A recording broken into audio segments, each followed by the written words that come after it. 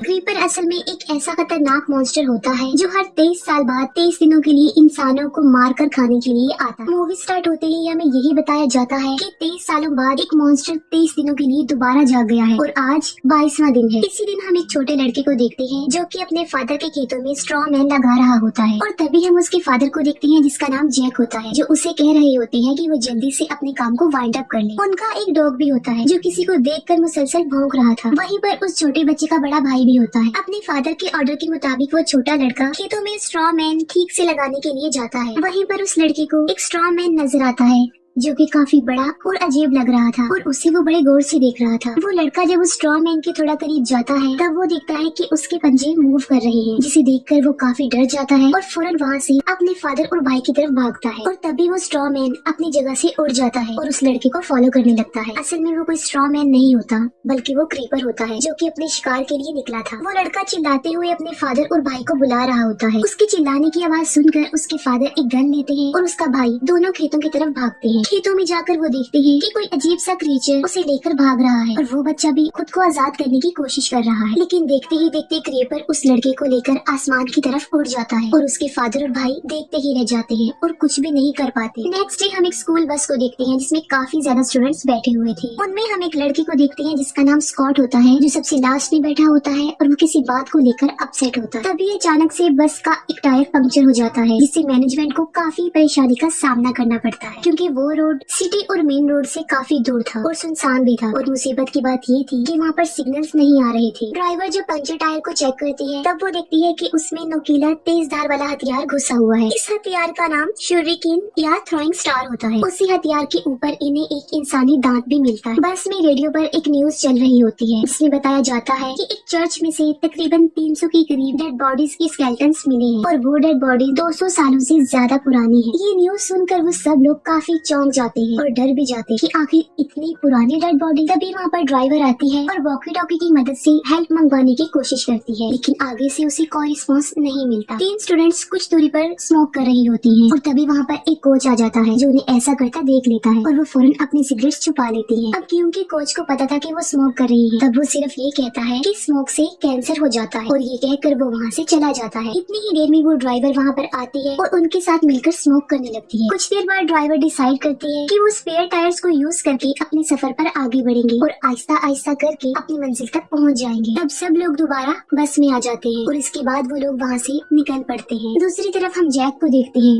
जो कि क्रीपर को मारने के लिए एक हथियार बना रहा होता है क्योंकि वो अपने बेटे का बदला लेना चाहता था। जैसे ही रात होती है उन स्टूडेंट्स में एक लड़की मिंक्सी एक ड्रीम देखने लगती है। अपने ड्रीम में वो एक लड़की को देखती है जो पार्ट 1 में भी दिखाया गया है। इसके बाद मिंक्सी को जैक का बेटा भी दिखाया जाता है। वो मिंक्सी को बता रहे होते हैं कि क्रीपर उनकी बस की तरफ आ रहा है। तब मिंक्सी देखती है कि क्रीपर ने उनकी बस की तरफ एक और थ्रोइंग स्टार फेंका है और उस थ्रोइंग स्टार की वजह से एक और टायर पंक्चर हो जाता है। यहाँ पर ये बात काफी हैरान कर देने वाली है कि मिंक्सी ने जब अपने ड्रीम में देखा कि क्रीपर ने उनकी बस की तरफ एक थ्रोइंग स्टार फेंका है तब असल में भी बस का एक टायर पंक्चर हो गया था। तब वो ड्राइवर सबको बस से बाहर जाने का ऑर्डर देती है ताकि कोच फ्लेयर जला सके और अपने लिए कोई मदद ला सके। सब लोग बस से बाहर आ जाते हैं और कोच फ्लेयर्स को जलाकर सड़क के ऊपर रख देते हैं ताकि कोई वहाँ से गुजरे तो उनकी हेल्प कर सके। जब वो ड्राइवर दूसरे पंचर टायर को देखती है तब वो देखती है कि उसमें एक और थ्रोइंग स्टार है जो पहले से भी ज्यादा अजीब था। इस बात को वो ड्राइवर एक कोच के साथ भी शेयर करती है। ये देखकर उन्हें काफी ताज्जुब होता है और अब वो डर भी जाते हैं। तभी क्रीपर आता है और उस कोच को उठाकर ले जाता है जो सड़क पर फ्लेयर्स को फैला रहा था।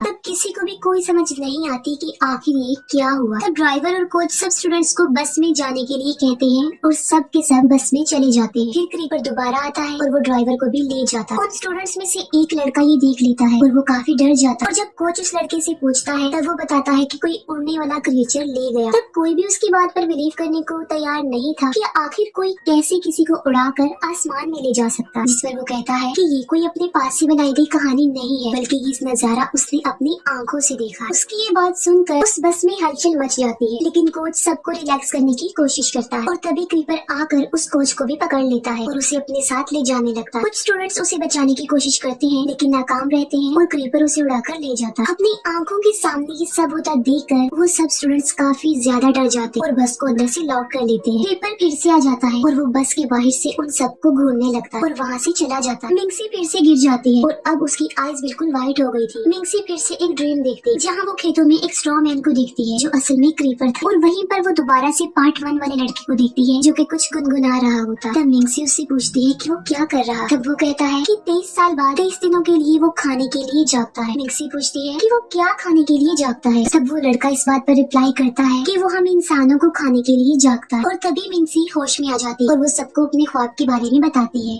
कि उसने एक लड़के को देखा है जो ये बता रहा है कि क्रीपर उन सबको मारकर खा जाएगा। लेकिन कोई भी उसकी इस बात पर बिलीव करने को तैयार नहीं। लेकिन मिंगसी की मेंटल कैपेसिटी काफी अच्छी थी क्योंकि जब भी मुसीबत यानी क्रीपर उनके आसपास होता तब उसे वो दोनों लड़के नजर आ जाते थे जो कि इस बात का क्लू थी कि कोई ना कोई मुसीबत आने वाली है। दूसरी तरफ जैक और उसका बेटा एक कार के पास पहुंचते हैं। वो देखते हैं कि उस कार की हालत काफी खराब। उसे देखकर वो समझ जाते हैं कि ये सारा किया धरा क्रीपर का। और वहीं पर वॉकी टॉकी की मदद से कोई हेल्प मांग रहा होता और वो उन्हीं स्टूडेंट्स में से एक लड़का था जो उन्हें पुलिस समझकर हेल्प मांग रहा था। वो कहता है कि वो ड्राउनिंग क्रिएचर हमें मार डाले और प्लीज हमें बचा लीजिए। ये सुनकर जैक और उसका बेटा बताई गई लोकेशन के लिए चल पड़ते हैं। दूसरी तरफ क्रीपर एक स्टूडेंट के सर को पकड़ लेता है और उसे अपने साथ ले जाने लगता है। लेकिन एक स्टूडेंट लड़की क्रीपर की आंख में एक रॉड घुसा देती है जिससे क्रीपर उस लड़के को छोड़ देता है। क्रीपर अपने सर से उस रॉड को निकालता है और उस रॉड के साथ उसके सर का आधा हिस्सा भी निकल जाता है। लेकिन वो फिर भी नहीं मरता और फिर वो आसमान की तरफ उड़ जाता है और फिर काफी जोर से वो बस के ऊपर आकर गिरता है। वो सोचते हैं कि शायद क्रीपर मर चुका है। बस की छत थोड़ी सी टूट चुकी थी जिसमें से एक क्रीपर का एक विंग बस के अंदर आ रहा था। उनमें से एक स्टूडेंट क्रीपर की विंग का मजाक बनाने लगता है। तभी क्रीपर उस लड़के को पकड़ लेता है और उसका सर ही धड़ से अलग कर देता है। उन स्टूडेंट्स में से एक लड़की देखती है कि क्रीपर खुद ही अपना सर अलग कर रहा है और फेंक देता है और वो उसी स्टूडेंट के सर को अपना सर बना लेता है। और ऐसा करने के बाद वो उड़कर वहाँ से चला जाता है। क्रीपर के वहाँ से जाते ही मौके का सही फायदा उठाकर वो सब अपने लिए सेफ प्लेस के लिए निकल पड़ते हैं और उन्हें स्टूडेंट्स में से एक को क्रीपर अपने थ्रोइंग स्टार के जरिए मार देता है। इसके बाद वो अपने नाइफ से स्कॉट के हाथ पर मारता है जिसकी वजह से स्कॉट एक ट्री में फंस जाता है और उसके बाकी फ्रेंड्स उसे छुड़ाने की कोशिश करते हैं। उसके फ्रेंड्स नाइफ को निकालने में कामयाब तो हो जाते हैं लेकिन फिर भी क्रीपर स्कॉट को उठाकर अपने साथ ले जाता है और उसकी फ्रेंड चिल्लाती और देखती रह जाती। मिंगसी जो कि अपने ग्रुप से अलग हो चुकी थी और वो जैक और उसके बेटे को मिल जाती है और वो दोनों मिंगसी को लेकर बस की तरफ जाते हैं। फिर एक स्टूडेंट बस के अंदर आता है और वहाँ पर वो दो स्टूडेंट्स को देखता है जो कि पहले से ही वहाँ पर मौजूद थे। और वो स्टूडेंट आने वाले लड़के से पूछता है कि क्या क्रीपर तुम्हारे पीछे तो नहीं आया, जिस पर वो कहता है नहीं और हमें कोई सेफ प्लेस नहीं मिली तो इसीलिए मैं वापस आ गया हूँ। तब क्रीपर वहाँ आकर जोर से उसके सर को प्रेस करता है जिससे वो बेहोश हो जाता है। फिर मिंगसी जैक और उसका बेटा उस जगह पर पहुँच जाती है और जैक की खारपून से क्रीपर पर हमला करता है जिससे क्रीपर जख्मी हो जाता है और फिर वो वहाँ से चला जाता है। फिर 3 स्टूडेंट्स को एक कार नजर आती है और वो उस कार में बैठकर वहाँ से भागने लगते हैं और फिर क्रीपर दोबारा आकर उन्हें फॉलो करने लगता है। वो स्टूडेंट जल्दी से कार की ब्रेक लगाता है और क्रीपर कार से टकरा जाता है। 2 लोग तो बच जाते हैं लेकिन एक की टांग जख्मी हो जाती है और क्रीपर का भी एक विंग हाथ और पाँव जख्मी हो जाते हैं। लेकिन वो उस लड़के को मारने की कोशिश करता है जो जख्मी था ताकि वो अपने बॉडी पार्ट्स को दोबारा बना सके। लेकिन बिल्कुल ठीक वक्त पर जैक वहाँ आकर क्रीपर के सर पर अपने हार्पून से हमला कर देता है और क्रीपर काफी दूर जाकर गिरता है।